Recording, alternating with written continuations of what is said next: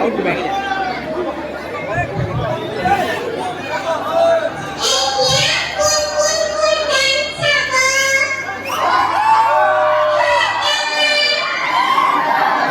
দাঙা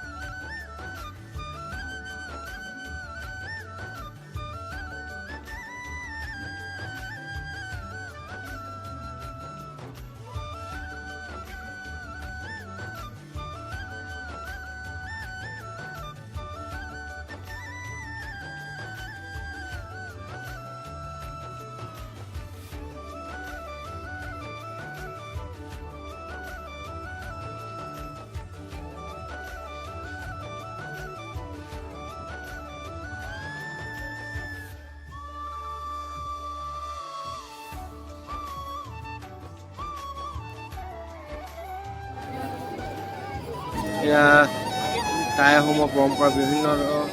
জনগোষ্ঠীৰ পৰম্পৰা সাজপাৰ আপোনালোকে দেখিছে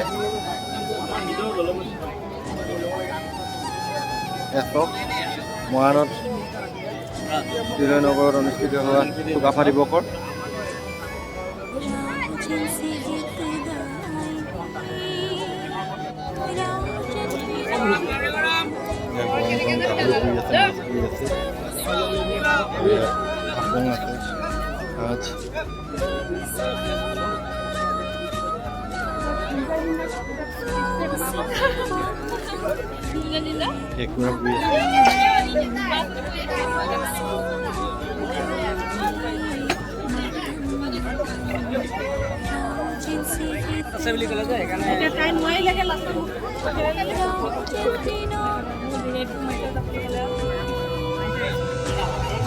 গাহৰি আৰু এই কুকুৰা হয় ন ব্ৰইলাৰ চাগে ব্ৰইলাৰ হয় আৰু ইয়াত কি পোৱা যায় এইবোৰ চাইমদ আৰু এইখিনি ৰহি কিমান প্ৰাইচ 100 ন আৰু এই মাংসৰ 100 ন আৰু এইবোৰ প্ৰাইচবোৰ কিমান 100 200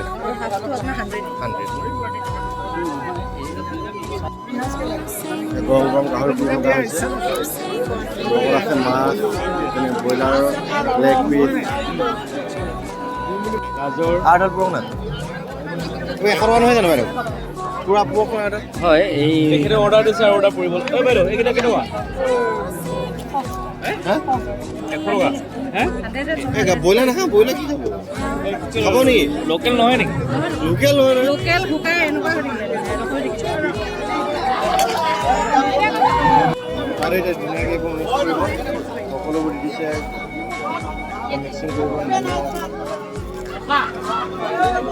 মছলা সকলোবোৰ দি বাইদেউ মিক্স কৰিব অল্প খৰি ধৰ দি দিয়কচোন বাইদেউ আৰু আপোনালোকক ইয়াৰ যিটো বিষয়ে জনাই এনেকুৱা হৈছে খাবলৈ ঐ চিট খালী হ'লেও যোৱা দিব টাইমতো খাই লওঁ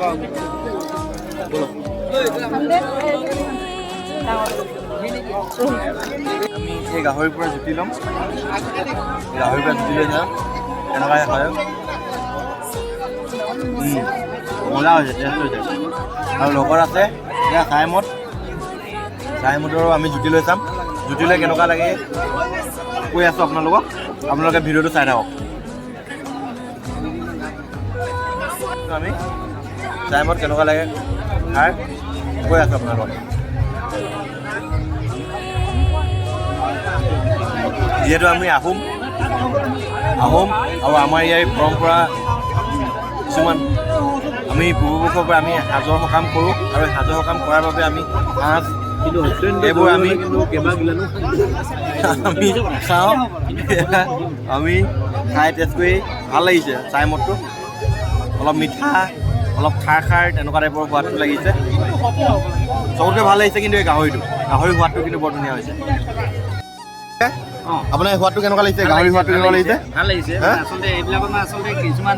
ফেষ্টিভেলত আহিলে মানে এইবিলাক বস্তু ভালে লাগে খাই হয় সেই গতিকে তাৰমানে যিহেতু